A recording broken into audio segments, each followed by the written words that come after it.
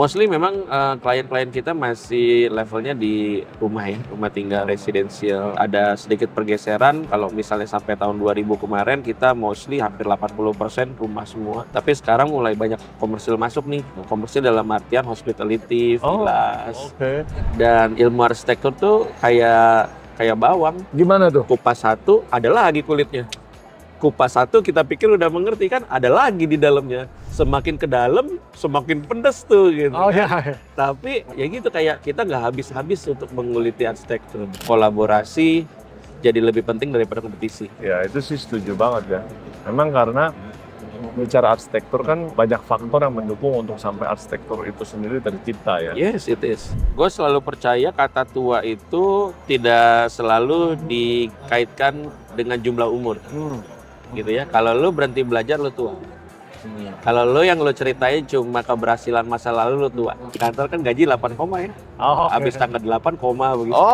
Oke. Itu pikir lumayan juga ternyata habis. 8 koma ya.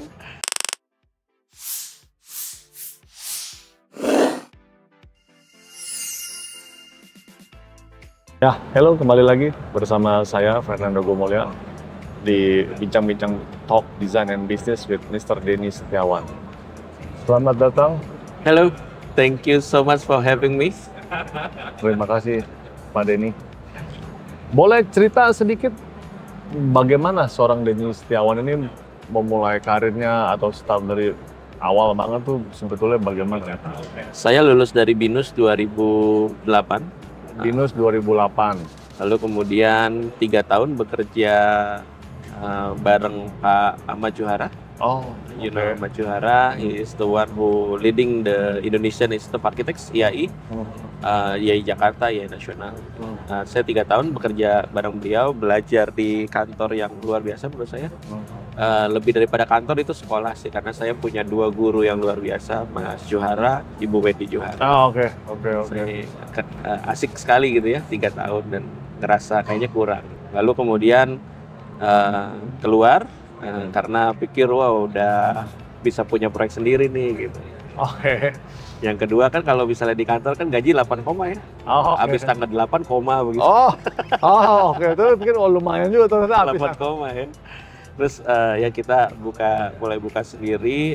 2010 kita udah mulai dapat project yang cukup lah ya. Untuk bisa self sufficient di studio Denny Setiawan sampai sekarang dong. Oh, berarti dari 2010 kurang lebih 2010, 2011, 2010 akhir lah kita udah mulai dapat project as Denny Setiawan. Dan satu persatu project kita develop, kita tangani kecil besar ya, akhirnya jadilah kayak Denny Setiawan saat ini. Cakupan range projectnya ini berapa luas nih? Maksudnya dari skala apa sampai skala apa gitu? Mostly memang klien-klien kita masih levelnya di rumah ya, rumah tinggal residensial. Ada sedikit pergeseran, kalau misalnya sampai tahun 2000 kemarin kita mostly hampir 80% rumah semua. Tapi sekarang mulai banyak komersil masuk nih. Komersil dalam artian hospitality, villas. Sejak COVID, Bali tuh jadi satu tempat yang luar biasa menarik tuh untuk orang mulai bikin villa, bikin restoran gitu ya. Lalu kemudian kos-kosan juga sekarang jadi salah satu generate income lumayan besar untuk usaha di Indonesia. Dan terakhir kita dipercaya untuk develop satu lahan 3,2 hektar kalau saya nggak salah di Tarutung, di Sumatera Utara.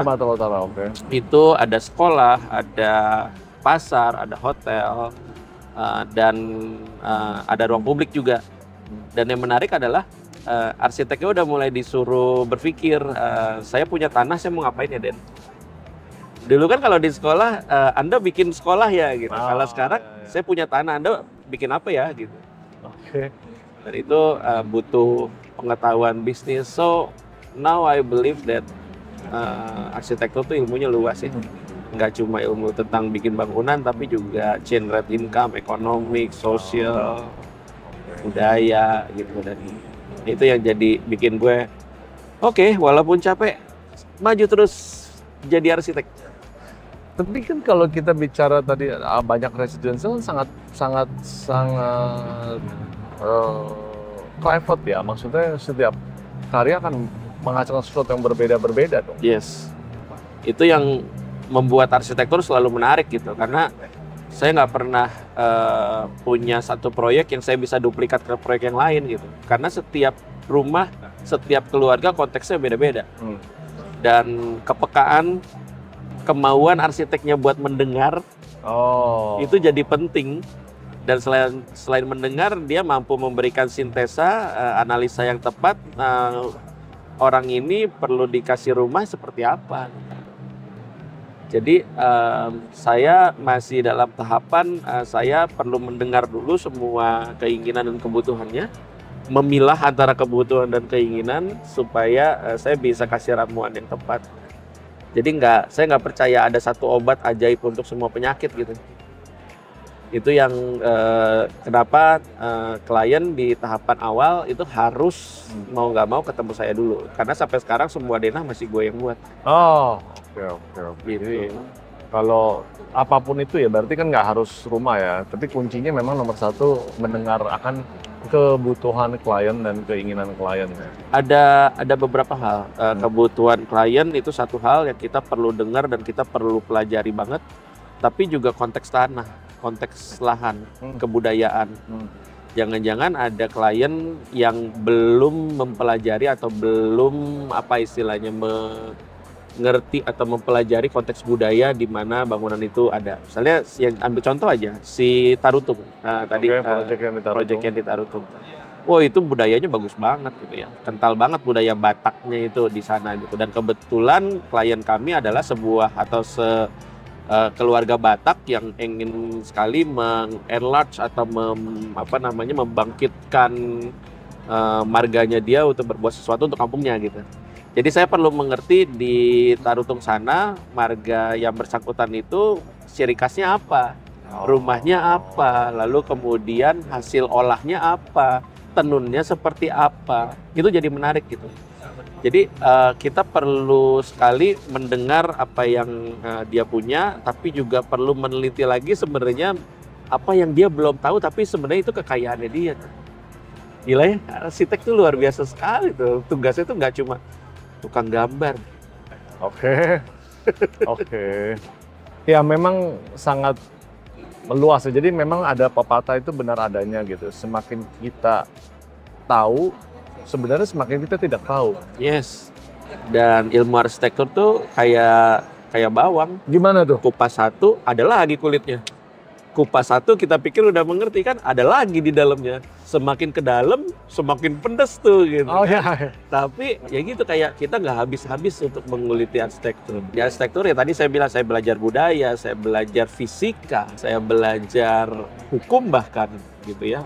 Kalau ini boleh apa enggak standarnya dan lain-lain. Banyak banget. Oke, luar biasa memang. Terus selain ya dalam berkarir lah dari 2010 sampai sekarang kan sudah memasuki berarti 1,5 dekade ya. Ya. Selain murni berprofesi dan as a professional nih, actually apa yang dilakukan untuk kepentingan terhadap Visi, misi dan sosial, apa yang dilakukan selain berkarir saja sebenarnya, atau ada tergabung dalam asosiasi apa? Di CV saya bilang, saya kepengen banget ngelihat perubahan dunia lewat arsitektur yang lebih ramah terhadap apapun gitu ya, terhadap lingkungan, terhadap manusia, terhadap binatang, terhadap apapun lah gitu ya. Lalu kemudian saya sadar bahwa seorang Denny Setiawan atau proyek-proyek dari studi Denny Setiawan sendiri nggak akan cukup untuk merubah lingkungan. Kita perlu kolaborasi yang sangat besar dengan sebanyak mungkin arsitek gitu ya. Dan saya bersyukur di profesi arsitek kita nggak kayak profesi yang lain lah, the profession ya yang gontok-gontokan gitu. Kita lebih guyup, kita bisa saling puji satu arsitek dengan arsitek yang lain, kita bisa mengangkat arsitek satu dengan arsitek yang lain. Yang intinya sebenarnya di arsitektur kita bisa saling kolaborasi gitu. Tapi kolaborasi ini tidak akan menjadi kolosal, tidak akan menjadi berdampak sangat besar kalau misalnya kita menguasai Ikatan Arsitek Indonesianya. Oh, oke, gimana? Jadi ya oleh karena itu kan IAI ini akan jadi stakeholder yang bikin banyak sekali kebijakan yang mengatur kemaslahatan profesi arsitek. Kita punya Undang-Undang Nomor 6 Tahun 2017 yang mengatur, yang bilang bahwa satu-satunya asosiasi profesi atau organisasi profesi itu namanya Ikatan Arsitek Indonesia. Luar biasa tanggung jawabnya. Ya akhirnya kan mereka bentuk namanya Dewan Arsitek Indonesia, mereka punya registrasi namanya SRA dan lain-lain. Itu adalah bentuk bagaimana IAI harus peduli terhadap satu orang arsitek dimanapun mereka berada di Indonesia ini, kan gitu ya. Makanya saya ya alhamdulillah bisa diajak untuk ikut jadi pengurus. Saat ini saya deputi urusan inkubator arsitek muda dan komunitas gitu. Jadi urusan gue tuh yang ngurusin yang muda-muda lah, Dok. Gitu. Itu yang jadi tanggung jawab sekarang. Tapi itu inline sama di level Asia. Kita punya Architect Regional Council of Asia, namanya Arkasia gitu ya. Ada satu badan di situ namanya Arkasia Committee for Young Architect. Sekali lagi ngurus ini arsitek muda. Jadi di nasional gue ngurus arsitek muda, di ASEAN ngurus arsitek muda. Tapi backgroundnya yang perlu kita tahu. Apa tuh? Backgroundnya di tahun 2000 sampai 2021 gue pengurus Ikatan Arsitek Indonesia, wakil sekretaris jenderal waktu itu. Dan gue punya kesempatan untuk bisa keluar ke cukup banyak provinsi di Indonesia dan ketemu sama cukup banyak arsitek, terutama yang muda-muda. Kalau di luar Jawa, kayak kur tuh. Kami kan di luar Jawa, kami nggak punya kesempatan sebaik kamu di Jakarta, gitu kan. Kan kamu arsitek ibu kota, anyway sekarang Jakarta bukan ibu kota lagi kan. Nah, keluhan-keluhan itu perlu kita tampung dan kita jawab. Keberadaan IAI harus ada di setiap jengkal Republik ini, gitu kan. Jadi IAI harus juga mau mendengar keluh kesah mereka gitu. Dan rasanya ya badan-badan yang tadi tuh urusan itu perlu jadi jawaban lah ke anak-anak muda itu gitu ya. Nah tadi sempat di ada beberapa kesempatan gue cerita di luar negeri gini loh, arsitek mudanya keren-keren loh. Tapi gue ngelihat sendiri nih di Indonesia juga arsitek mudanya keren-keren. Cuma butuh dukungan dari asosiasi, gitu dan harusnya ya itulah yang kita lakukan di IAI, itu yang kita lakukan di Arkasia. Gue percaya gini, satu kata, sinergi. Kalau 1 tambah 1 itu mungkin kita bisa ngerjakan 2, tapi kalau sinergi 1 plus 1 gitu ya kita bisa kerjain 1000 tuh, gitu. Jadi ya mudah-mudahan kalau misalnya kita bisa saling kolaborasi sih harusnya keren. Bukan cuma arsitek dengan arsitek ya.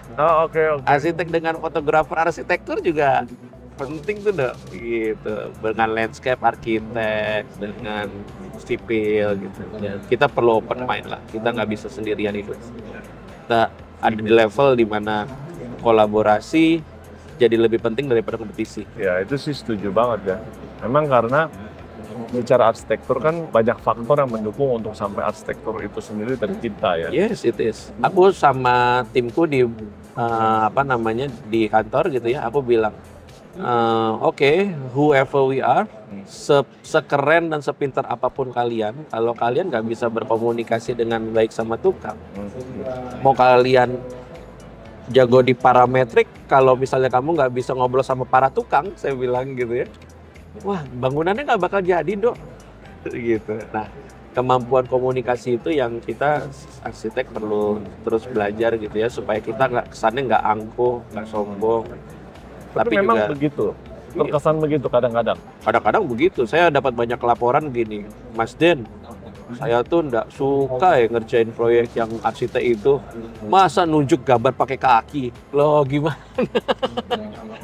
Kan ya mereka partner kita loh. Ya. Walaupun mereka mengerjakan proyek sesuai dengan gambar yang kita, bukan berarti mereka di bawah kita, mereka partner kita. Nah itu kemampuan komunikasi sih dok, yang memang seluruh arsitek di Indonesia perlu belajar. Ya balik lagi ke filosofi tadi seperti kupas bawang itu ya. Ya. Jadi mungkin kadang-kadang yang ya apa yang kita ketahui itu akan lebih dalam ketika beriringnya waktu dan kita memang mau belajar ya. Jadi kita kupas lagi juga menyadari kan. Kalau kita nggak kupas-kupas ya kita di luar aja kan. Itu pun jadi salah satu layer dalam kehidupan saya gitu. Ketika saya waktu itu kerja di Pak Juhara, jam 4 teng saya kebanyakan kabur ke proyek gitu. Jadi bosen di kantor gitu ya, saya kabur ke proyek lalu ngobrol sama tukang. Nah, di level ngobrol sama tukang itu, saya mendapatkan banyak sekali pengetahuan baru yang saya nggak dapetin di kantor. Well, ternyata kita dengan para tukang itu tadi bisa saling bertukar pikiran. Ternyata tidak selamanya yang kita pikirkan itu udah solusi yang paling bagus. Ternyata tukang bisa ngasih tahu sesuatu yang secara kreatif bisa diginiin loh Mas Den, gitu. Dan itu justru malah mengayakan sesuatu yang kita buat. Gitu. Jadi saya pikir tidak adalah yang lebih hebat daripada satu lain gitu ya. Ini kolaborasi. Dan saya selalu percaya gini, satu bangunan, satu proyek bagus ada 3 faktor minimal yang membuat itu bagus. Yang pertama arsiteknya mesti bagus, itu jelas gitu ya. Yang kedua kliennya juga perlu oke tuh. Kalau misalnya kliennya memveto semua ide kita ya useless gitu. Nah yang terakhir adalah builder. Even dia kontraktornya kah, mandornya atau tukang besinya. Kadang-kadang yang menarik adalah tukang AC-nya. Gitu. Oh iya, itu kan hal sepele sebenarnya. Sebel banget gitu, bangunan udah jadi tiba-tiba AC-nya nggak bisa masuk, kabelnya kemana-mana tuh. Akhirnya bilang, "Dok, fotografer ilangin dong," gitu kan. Well, kalau misalnya semua aspek itu bisa komunikasinya bagus, saling bantu, punya satu visi, pengen bikin karya yang bagus, biasanya bangunannya jadi bagus. Ya. Makanya kembali lagi kepada komunikasi itu sendiri juga, Pak. Bisa berkomunikasi kepada semua. Bagaimana cara penyampaiannya biar tidak tersinggung. Yes, betul. Ya kan? Kita komunikasi salah satu ilmu yang penting yang kadang-kadang nggak dipelajari di kampus. Ya, betul. Karena kita sibuk mendesain. Sibuk, Le Corbusier bikin apa, Frank Gehry bikin apa, dan itu yang kita pelajari terus. Kita nggak pernah tahu bagaimana Corbusier ngomong sama tukangnya, sama kliennya gitu. Itu yang saya pikir kita perlu sama-sama ya rendah hati. Ternyata mendengarkan klien itu ada seninya, ada ilmunya dan punya kemampuan khusus gitu ya. Dan gue baru sadar ternyata yang dibilang Pak Juhara itu benar. Kalau mendesain, kamu dibayar itu hobi. Kamu nggak dibayar pun kamu mendesain kok sebagai arsitek. Oh ya. Tapi mendengarkan klien kadang-kadang bikin kamu capek loh. Gitu. Tapi disitulah justru kamu dibayar mahal di situ gitu. Karena ketika kamu bisa mendengarkan klien dengan masuk ke otak, lalu kamu bisa memberikan solusi, itu loh sebenarnya arsitek tuh dibutuhin di situ. Jadi solusi desainnya bisa menjawab semua kebutuhan dan keinginan klien. Itu priceless. Dan klien perlu bayar mahal begitu. Terlebih lagi semua akan terbukti ketika dia sudah terjadi, terbangun dan dia sudah tinggal di dalamnya dan mendapat report yang apa yang kita desain ini semakin baik ya. Well, satu ketika saya dapat satu proyek tanahnya kecil, penghuninya banyak. Lalu dia berpikir mungkin saya akan bikin rumah full gitu ya, kayak ruko gitu ya. Okay. You know that kind of building. And then ketika saya kasih denahnya, saya masih tetap ngotot harus ada jendela, harus ada ventilasi dan lain-lain. Terus dia bilang, "Den, ini nggak buang-buang ruang." Saya banyak loh keluarga ya. Enggak Pak, kalau Bapak mau hidup nyaman, jangan penuhin, saya bilang. Akhirnya they trust me, and it was built. Saya nggak komando, waktu itu diwawancara sama salah satu media, dia bilang begini, "Dulu saya pikir Denny buang ruang, tapi saya baru ngerti, ternyata kami hidup gara-gara oksigen yang dapat dari jendela-jendela ini." Wah itu saya nggak komando, itu kayak bayarannya tuh di situ tuh. Itu yang saya bilang kadang-kadang klien itu ya kita perlu mengerti kebutuhannya dia, tapi dia mungkin nggak tahu sesuatu yang sebenarnya bisa arsitek berikan gitu. Yang itu yang kita perlu sebagai arsitek coba ngasih pemahaman. Ya luar biasa ya. Itu cerita-cerita kayak gitu banyak. Oke. Dan itu yang terus membakar semangat spirit kita untuk terus berkarya sebenarnya. Yes, it is. Karena banyak sekali gitu ya. Ada satu klien yang datang ke kami, Dan saya mau dibuatkan rumah, bukan rumah mewah kayak di Pondok Indah. Kami pengen rumah yang mengingatkan kami sama kampung halaman kami. Gitu. Gimana kampung halamannya? Iya, rumah kami dulu bata-bata. Oh, oke. Ya udah yuk kita buat gitu ya. Ini kayak yang kalian tinggal nggak? Iya. But it is even better karena setiap rumah, setiap ruang bisa dapat taman gitu. Itu yang kok rasanya priceless ya. Dan menjawab permasalahan orang itu ya kita dibayar kayak oh iya karena kita udah berbuat sesuatu dan kita pantas dibayar. Jadi we solve somebody problem. Itu yang kok rasanya nagih ya gitu. Nagih gitu, bukan ya uang ya oke lah, semua orang butuh uang, tapi ketika kita dari pengetahuan kecil yang kita punya ternyata kita bisa menjawab permasalahan orang, that is the big deal gitu ya. Kita dibayar paling mahal tuh gara-gara itu. Setuju. Memang profesi ini bukan tentang semata-mata bagaimana glamour kehidupan arsitek ya, tapi bagaimana dia menjalankan setiap proyek yang memang berarti untuk kepentingan kliennya ya. Ya, fokusnya klien harus menang dulu. Kebutuhannya harus tercapai dulu. Nah dari situ baru arsiteknya kalau mau nitip teori, identitas si arsitek gitu, itu baru masuk. Makanya rasanya saya berterima kasih dengan Nando bikin Proporsio ini. Kita bisa tahu si arsitek ini pemahamannya apa. Jadi si klien itu nggak milih arsitek karena kenal. Si klien nggak milih arsitek karena oh dia paling murah gitu kan. Tapi pemikirannya cocok nggak nih? Teorinya cocok nggak nih? Kira-kira kalau dia yang tangani rumah saya akan mewah gitu ya, pakai marmer bling-bling, atau memang bakal dibikin nggak ada warnanya gitu kan, atau monokrom gitu. Nah itu kan talk seperti ini yang kita perlu galakan untuk kita bisa didengar sama audiens yang lebih besar. Jadi si klien akan milih secara hati-hati tuh. Oh ya, ya siapa jadi arsiteknya gitu. Karena kalau misalnya Anda mau yang sederhana, tapi yang Anda hire, portfolionya semua marmer bling-bling. Oh ya, yang nggak nyambung. Nggak nyambung. Dan Anda 1,5 tahun atau 2 tahun selama membangun, Anda stres sendiri gitu kan. Jadi lebih baik ya kita dengerin lah, channelnya banyak ya, Proporsio dan lain-lain. Kita dengerin si arsitek ini pemikirannya apa tentang sustainability, tentang penggunaan material. Itu yang ya itu komunikasi lah, Dok. Bisa lewat banyak sekali macam cara gitu ya. Tapi I praise your movement nih. Bicara soal sustainability ya, ini kan berkaitan dengan tema Mega Build 2025 ya. Yes. Sustainability, about innovating for sustainability tomorrow tuh. Apa yang sekiranya sudah dilakukan atau selama ini tuh terus berusaha mengajar ke arah sana? Bagaimana dan apa nih ceritanya?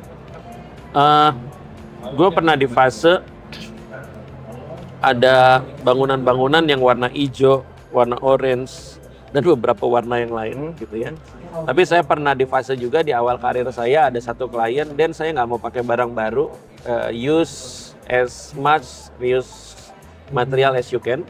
So dia beli keramik bekas, dia beli besi bekas, dia beli glass block bekas, dia beli banyak barang bekas, dan akhirnya jadi kita pakai styrofoam bekas sebagai sebagai bahan bangunan. Akhirnya dari setiap project saya belajar sesuatu, saya memilah gitu ya. Sampai sekarang sekali lagi ya dengan yang saya bilang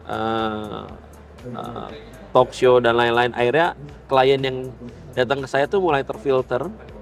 Akhirnya mereka mulai tahu kalau Denny bikin bangunan sekarang, Denny lebih suka pakai bahan-bahan yang kalau bisa nggak fake, you know it, gitu ya. Kalau beton ya tampil beton, kalau kayu ya kayu, gitu. Jadi jangan di makeover deh gitu kalau bisa.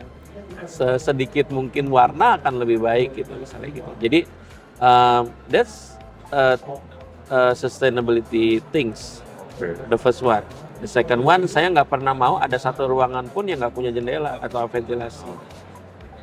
Tapi kan nggak semua tapak ideal seperti itu, kan? Nggak semua tapak ideal, tapi kalau misalnya semua dipenuhin dan akibatnya bangunannya nggak punya jendela dan tetap dipaksakan, mungkin bukan Denny arsiteknya gitu yang tepat. Nah itu kan sekali lagi ya gue bilang. Ya. Gitu. What are you looking for in this field? Are you just looking for money, or the things that enrich the people's life? Dan saya berpikir dengan sedikit ilmu yang saya punya, kok saya merasa berdosa ya kalau misalnya saya nggak ngasih tahu ke klien kalau kamu bikin ruangan nggak punya jendela, paru-paru basah loh. Kan ilmu ya. Ya itu kenyataannya, tapi kadang mungkin tidak disadari. And then tinggal bagaimana kita berkomunikasinya ya, tapi nggak harus sosok itu ya. Tapi itu kenyataan yang akan bisa terjadi. Betul. Yang kalau bisa kita bisa ngasih solusi. Ya. Pak, Bu, dengan sedikit lobangan yang kita punya supaya angin bisa keluar, itu baik loh untuk kesehatan Bapak Ibu, kan gitu ya. Terjadinya pertukaran udara juga. Terjadinya pertukaran udara, dan that is act of sustainability. Kita nggak perlu ngejar green ship, labeling gitu ya, kecuali emang gedung-gedung tinggi yang kalau bisa dapat green ship, dapat diskon GFA misalnya gitu. Tapi sesimpel AC-nya bakal lebih sedikit dipakainya sehingga tagihan listriknya berkurang. Mana yang Anda pilih? Kan gitu. Luar biasa. Satu hal misalnya, kami bikin kos-kosan. Oke. Ngotot tuh pengennya penuh ruangannya sebanyak-banyaknya. But at the end, saya bikin ruangannya semuanya punya jendela yang oke, semuanya punya ventilasi yang oke. Suatu hari kos-kosan dulu mau jalan, dia nanya, si owner nanya sama, kenapa kamu mau bayar mahal 1 juta lebih mahal daripada kos-kosan yang ya, kepada para user ya. Yang pertama, Instagramable, Pak. Saya baru tahu tuh kata tuh Instagramable. Yang kedua, udaranya nyaman, Pak. Saya nggak perlu pakai AC all the time. Saya tinggal buka jendela sometimes, and then saya bisa napas oke. Oh gitu ya. Terus dia mulai ngelirik ke gue. Oh, ternyata ada gunanya saya bayar kamu ya, gitu kan gitu. Ya. That's the thing that, gue bersyukur itu. Sebetulnya hal ya, kalau if you are learning architecture, it's a simple way sebenarnya. Basic. It is a basic thing. It's a basic thing. Tapi again, the ability to communicate or to convince the client that sesuatu yang kamu bilang untuk kepentingan dia itu benar, itu butuh ilmu. Dan itu butuh pengalaman. Dan rasanya kita sebagai, saya udah sedikit lebih senior daripada yang lain, kita perlu bagi itu lah. Ya. Sudah. Sekira-kiranya untuk kata penutup nih, apa yang beberapa hal lah yang bisa sangat menginspirasi teman-teman kolega kita atau masyarakat umum atau yang arsitek younger than you atau kepada siapapun sebagai follower Proporsio tuh sekiranya apa nih? Coba boleh sedikit. Gue selalu percaya kata tua itu tidak selalu dikaitkan dengan jumlah umur. Gitu ya. Kalau lu berhenti belajar, lu tua. Kalau lu yang lu ceritain cuma keberhasilan masa lalu, lu tua. Gitu. Tapi kalau lu muda, lu masih pengen terus belajar, ada sesuatu yang kalau ditanya, kamu mau belajar apa? Saya masih mau belajar ini gitu ya. Dan saya selalu berpikiran, saya pengen muda selamanya, saya pengen belajar terus, saya pengen dengerin ilmu dari banyak teman gitu ya, teman-teman fotografer arsitek, teman-teman ME dan lain-lain gitu. Dan saya berharap teman-teman muda di sekitar kita juga begitu gitu ya, terus belajar. Equip Indonesia tuh potensial banget arsitek mudanya. Dan saya juga berharap teman-teman yang senior juga jangan berhenti belajar, karena teman-teman senior ini tempat kita belajar gitu ya. Kalau ilmu mereka semakin tinggi, kita semakin terus ngejar tuh, dan itu ilmu atau dorongan yang luar biasa. Jadi kalau misalnya saya boleh berpesan atau berharap gitu ya, Indonesia ini iklim arsitekturnya, yuk kita bikin iklim arsitektur yang positif. semua saling mau belajar, saling mau mengajari, punya kolaborasi yang oke, kompetisi oke, dimanapun itu selalu ada kompetisi, tapi mental kolaborasi tetap harus ada. Jadi komunitas tetap harus kita dukung dimanapun mereka berada gitu ya. Jangan kita tutup-tutupi atau kita hambat perkembangannya, sehingga siapapun di Indonesia kalau dia pengen jadi arsitek, dia punya kesempatan yang sama baiknya, mau dia di ibu kota, mau dia di daerah remote, mereka arsitek Indonesia, mereka harus bisa mengakses sekian banyak proyek yang ada dan menghasilkan yang baik gitu. Well, saya harus buka, Indonesia ini baru punya 5.700 sekian arsitek terregistrasi Estera.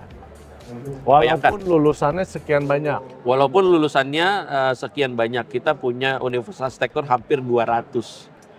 Oke, kita baru punya 5.700 yang tersertifikat atau terregistrasi. Penduduk kita 270 juta, bahkan lebih. So, satu arsitek melayani berapa masyarakat, Anda bisa hitung sendiri. Artinya apa? Artinya kita perlu sekali mengequip generasi baru arsitek Indonesia untuk bisa di level tertentu, sehingga sama baiknya melayani bangsa ini. Dan ya Nando bisa lihat lah ya di sekeliling kita, apakah arsitektur kita sudah di level yang baik. Itu kan pertanyaan yang kita. Ya, true. Dan apakah kita masih butuh new arsitek? Itu yang kita perlu kita jawab pribadi lah, masing-masing bisa beda-beda gitu ya. Tapi rasanya dengan semangat mau belajar, dengan semangat kolaborasi, kita bisa achieve Indonesia yang lebih baik, lebih ramah lewat arsitektur. Luar biasa. Ya, betul. Memang arsitektur ini menjadi pemersatu bangsa karena itu bagian daripada hal dasar untuk menyelesaikan masalah yang dialami oleh setiap pengguna ya. Iya, dan Bung Karno sudah membuktikan banyak hal tuh, arsitektur sebagai pemersatu bangsa. Dia pakai arsitektur untuk menandakan zamannya. Gitu ya, mau dari kompleks GBK, Monas dan lain-lain, dia pakai arsitektur gitu. Karena dia tahu ilmunya tuh. Dan rasanya ini juga masih zaman yang relevan untuk kita menandai zaman-zaman kita lewat arsitektur yang lebih ramah. Betul. Mudah-mudahan jadi daging semua ya. Thank you lah. Thank you. Demikianlah bincang kita bersama seorang Denny Setiawan, luar biasa sekali. Thank you. Terima kasih.